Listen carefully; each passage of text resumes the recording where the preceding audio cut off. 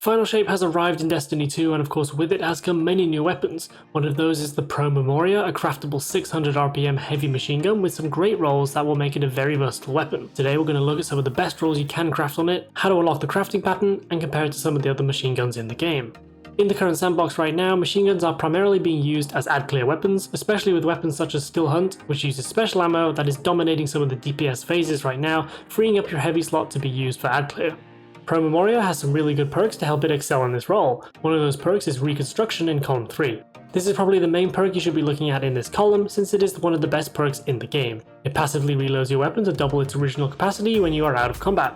If you use Appended Mag with the Backup Mag weapon mod, this will give you 183 rounds before you have to reload.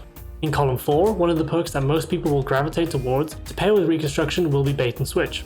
This is an extremely reliable role. Extra ammo with less requirement to reload and 30% damage increase provided by Bait and Switch after dealing damage with your other weapons before swapping to Pro Memoria. This exact role is also craftable on the Song of Iriute, a 450 RPM arc machine gun from the Crota's End raid. If you don't have one of these, or if you want to craft this role on a Strand machine gun, then this is a great option to craft. Even if you do already have one, this role not only lets you output good damage to big targets, but also provides some solid ad clear. Another perk in column 4 is Target Lock. However, in order to get the damage bonus, you need to continually be firing at the same target. So if you're planning on using this mainly for DPS, where you're hitting the same target for an extended period of time, then maybe Target Lock would be beneficial, but I do think that Bait and Switch really is the better option out of the two. There is also Dragonfly, but the elemental explosion is not really that great unless the enemies are really close together, so I would not be using Dragonfly on this weapon. The other 3 bonus damage perks in column 4 are Frenzy, Collective Action, and Desperate Measures. Frenzy is always a consistent option to have. Being in combat for 12 seconds gives you a 15% damage increase, 100 reload speed, and 100 handling, which will always last until you're out of combat for at least 5 seconds. Frenzy has fallen behind a little bit, but it is still a reliable perk. The other 2 perks are slightly newer to the game and aren't quite popular yet. Desperate Measures grants bonus damage up to 30% at 3 stacks.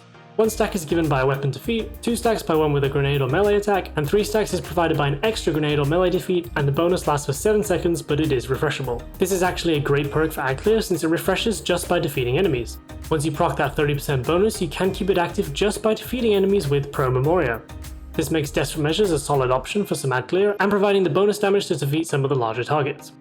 A couple of grenade or melee defeats and a fully loaded 182 rounds will give you a consistent 30% damage bonus, provided of course there are enemies around to defeat. When comparing this to Bait and Switch, it gives the same damage bonus, but with Desperate Measures you actually have to defeat enemies to get the 30% bonus, so it really depends on what scenario you'd be using this weapon in. The last notable perk in column 4, Collective Action, can be a fun perk. This gives you a 20% damage increase after collecting an elemental pickup such as a Fire Sprite or a Void Breach, or by throwing a Strand Tangle. The damage increase lasts for 7 seconds.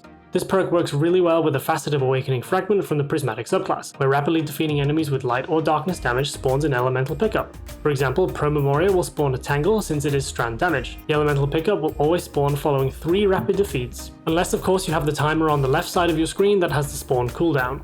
You can use something like the Call to get 3 quick defeats, throw the Tangle, and swap to Pro Memoria to get a 20% damage increase for 5 seconds or 7 seconds with the enhanced perk. You can really combine any of these column 4 perks with Reconstruction and you'll have a very good reliable machine gun. However, the top options would most likely be Reconstruction and Bait and Switch or Desperate Measures. I like Bait and Switch since the machine gun is already great at lower tier ad clear and gives me the option to proc some higher damage with ease in order to defeat something like a champion or a mini boss, or even some DPS as a last resort. I will briefly mention Hatchling in column 3 if you're looking for something with more strand firepower to pair with your build.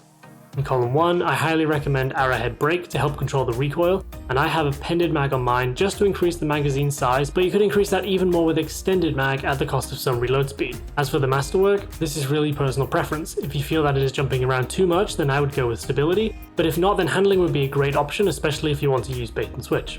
Pro Memoria is only the 3rd strand machine gun added to the game, and it really is the best out of the 3. It also is the only craftable one. The other 2 are Circular Logic from Lightfall and Mikado 45, which is a world drop. Both of these weapons are 450 RPMs, and their overall perk pool is not quite as good. Circular Logic has Feeding Frenzy Hatchling, and Mikado has Demolitionist Hatchling as a popular role, but neither of these are craftable and they are harder to farm. So how do you unlock this crafting pattern? Well, you need to get 5 red borders of the Pro Memoria to drop, playing through the Final Shape campaign, and completing some of Micah 10's post-campaign quests should give you some of the red borders for this weapon, and you can complete it by focusing Pale Heart engrams at Ghost, completing the Alone in the Dark quest from Micah, or by finishing overthrow activities when opening the final chest. Alternatively, you can get 1 guaranteed red border from Ghost every week after reset. Now, is Pro Memoria a weapon that will make you take off your commemoration, or even something like an incandescent fixed odds? Probably not, but that doesn't mean this weapon is not good. If you don't have a solid option for a Nightclare Heavy, this machine gun can fill that role, particularly to pair with a Strand build or to use with a Strand Surge. Let me know if you've crafted one and what role you have on it in the comments below. Thank you so much for watching. If you enjoyed the video, please don't forget to like and subscribe. Hope you have an awesome day, and I'll see you next time.